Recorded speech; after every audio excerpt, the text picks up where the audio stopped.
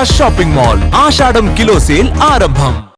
కర్ణాటకలోని హోస్పేటలో తుంగభద్ర డ్యాం వద్ద కలకలం చెలరేగింది. తుంగభద్ర డ్యాం గేటు కనిపించట్లేదు.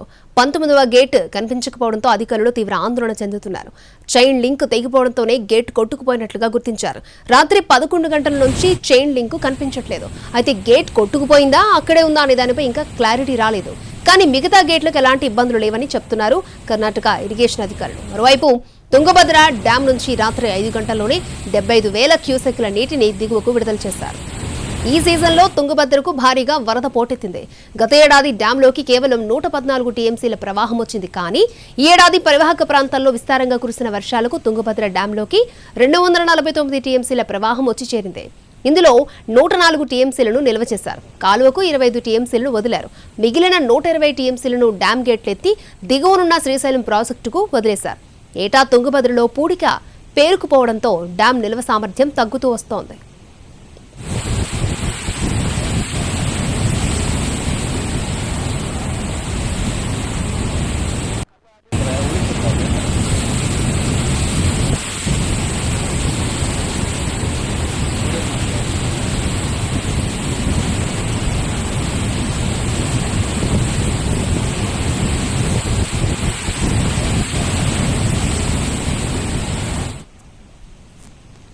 తుంగభద్ర డ్యాం కు ఇన్ఫ్లో తగ్గడంతో గేట్లు మూసేందుకు అధికారులు ట్రై చేశారు. 19వ గేటు మూసే సమయంలో చైన్ లింక్ తెగింది. దీంతో టెన్షన్ పడుతున్నారు డ్యాం అధికారులు.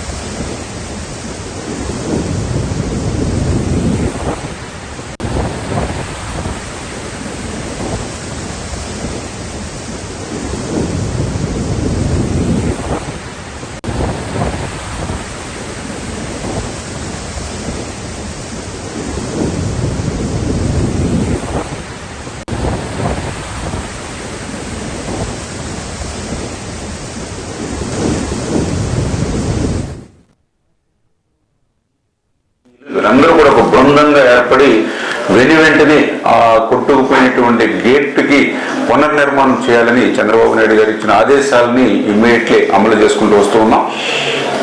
ఏదైతే ఈ యొక్క తుంగభద్ర ప్రాజెక్టు పురాతన ప్రాజెక్టు కావడం వల్ల ఈ యొక్క గేట్ కి ఇటువంటి సమస్య వచ్చినప్పుడు ఏదైతే స్టాప్ లాక్ గేట్స్ దీనికి ఆల్టర్నేటివ్ లేకపోవడం వల్ల ఈరోజు 30,000 క్యూసెక్కుల నీరు వరకు కూడా ఆ యొక్క కొట్టుకుపోయిన గేట్ నుంచి కిందకి పోతున్నటువంటి పరిస్థితి.